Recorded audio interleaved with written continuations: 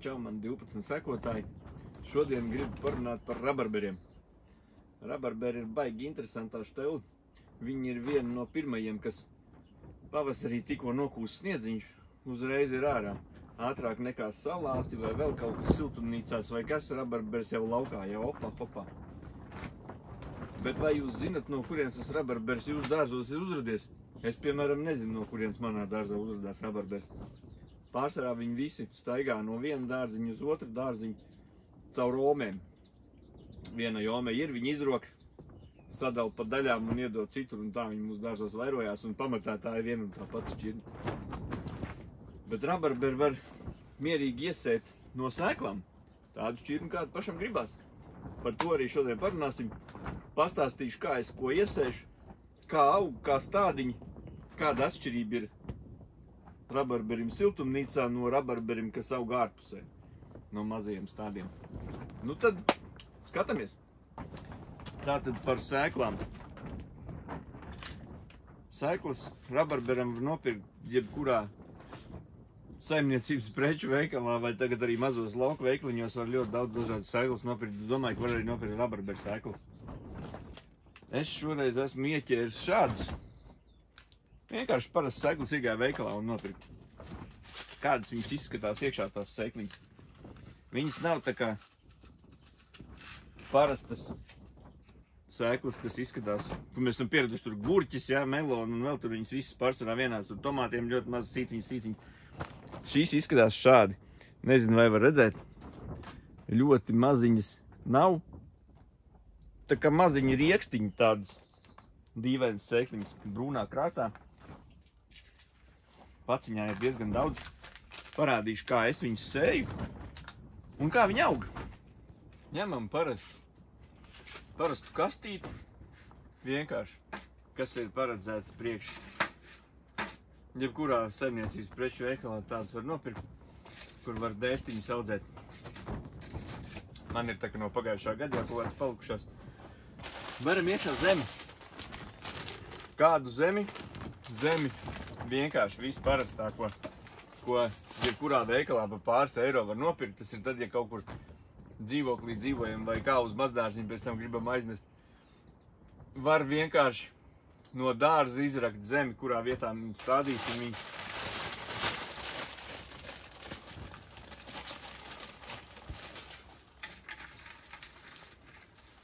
Tas ir kā es stādu. Vienkārši uzberam zemi.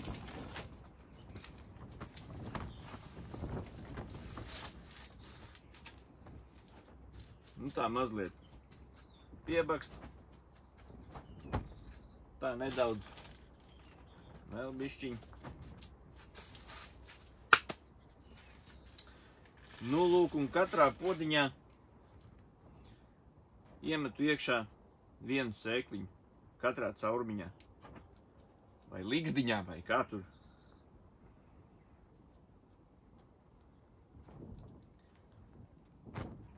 Tā, viegli iebakst. Baigi dziļi nespiež, jo rabarbers vispārībā man neliekas, ka izskatās, ka viņi galīgi virspusē aug. Arī tad, kad dārzā paskatās tiem rabarberiem, man liekas, ka viņi galīgi virspusē kaut kur aug, viņiem saknes tur nemaz baigi dziļi nav. Nu, lūk.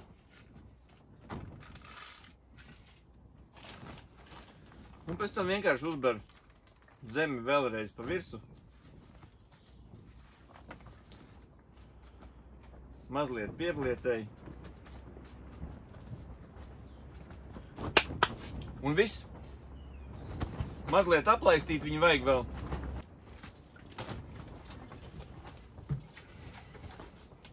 Ņemam vislielāko dūlāko leikanu, kas ir iespējami. Un tā arī uzlejam virsmu. Viss. Vairāk nekas nav jādara. Noliekam viņu siltumnīcā maliņā, lai viņus dzen ārā. Pēc pāris dienām būs normāli stādi. Un tos stādus varēs pēc tam pārstādīt uz lielāku podiņu. Gadījumā, ja ir doma vai prognozes, ka varētu ārā būt sals. Jo tādus mazus stādiņus laukā laikam es vēl nestādītu. Pašlaik vēl ārā nevar stādīt, jo prognozējās diezgan vēss laiks. Tāpēc atstājam siltumnīcā. Starp citu, pirms 3 nedēļām veicu nelielu eksperimentu. Iesēju rabarberu sēklas ārā vietā, kurā vietā viņām būtu jau jāaug. Un iesēju siltumnīcā podiņos. Šis ir 3 nedēļu neliels stādiņš. Mazliet tuvāk. Izskatās šāds. Gluži kā īsts rabarbers. Rītīgi labais. Bet kāds viņš izskatās laukā? Ejam paskatīties. Tātad šis ir rabarbers, kas audzis siltumnīcā podiņā 3 nedēļas. Bet šie mazie ir auguši laukā no sēklām 3 nedēļas. Es domāju, ka rezultāts un starpība ir acīm redzama. Tad, kad rabarberi ir mazliet paaugušies, kā jau es rādīju tajos stādiņos, šādās kastēs, ko veikalos var nopirkt, viņiem varbūt paliek bišķiņ par maz vietas, bet laukā vēl stādīt mazliet par agru. Man tā liekas. Tad es ņemu podiņu, vienkārši ielieku zemi, iebaru un lieku no tās kastītes to rabarberu podiņā pārstāt. Interesanti lieta vēl par rabarberi. Piemēram, tad, kad iesēji gurķi, meloni vai arbūzu, nekad nevar zināt, kas tur beigās izaugs. Jo viņiem tās lapiņas ir vienādas, viņi aug. Bet šim es visu laiku aizmirstu, kā viņiem ir nosaukums rabarberi. Viņš jau tikko sāk dīgt, viņš jau izskatās pēc rabarberi tā, kas aug, tikai ļoti maziņš. Nu, lūk.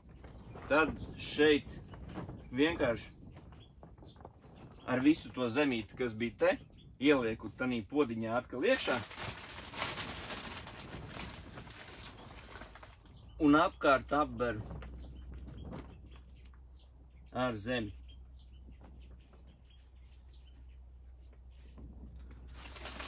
Tā, lai viņš tā normāli turās. Lai viņš būtu tas podiņš tāds pilns. Lai viņš ieaugās. Viņš domās, ka viņš ir pārstādīts.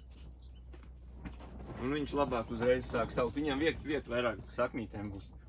Tieši tāpatās daram ar nākošo. Ieber mazliet zemi. Nu tā pustrauciņa apmēram. Nedaudz.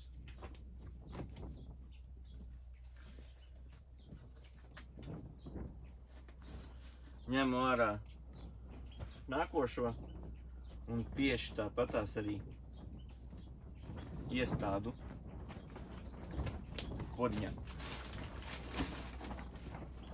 Mazliet uzbedu apkārt zemi. Nu un tā nedaudz piedlietēji. Nu lūk. Tā izskatās. Iestādīti rabarberi.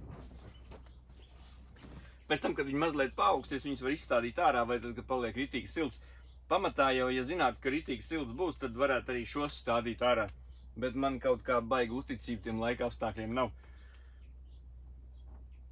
Maija vidus, un mums vēl ritīgi augsts ir naktīs pat mīnus, tas nav kaut kā baigi forši. Nu, lūk. Tas par pārstādīšanu podiņos. Tātad kopsavilkums. Par laistīšanu rabarberiem. Rabarberiem patīk mitra zemi. Viņiem vajag sausā vasarā diezgan daudz ūdeni. Nav tā, ka viņš ir jāmērcē vienkārši spainī, bet apliet vajag. Ik pa laikam ir jāaplej. Tāpat par mēslošanu. Piemēram, uz šī rabarberu sēklu paciņas bija rakstīts, ka var stādīt jebkurā zemē. Gluži tā nebūs. Viņam tomēr ir nepieciešama kaut kāda sūdiņa apakšā palikt. Tai zemītē jābūt kaut kādai ar kompostu vai vienalga kā, lai viņš, viņam barības vielas tomēr ir vajadzīgs, jo viņš kātos, lapās, visur, kur. Tas viss ir noteikti nepieciešams.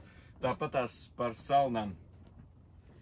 Ārā tā kā pašlaik ir baigi augsts tiem maziem stādiņiem, kas man ir, būs jāuzliek virsū salmi. Var uzlikt vienkārši spaini virsū uz viņu. Arī salnas diez vai tiks klāt un tā.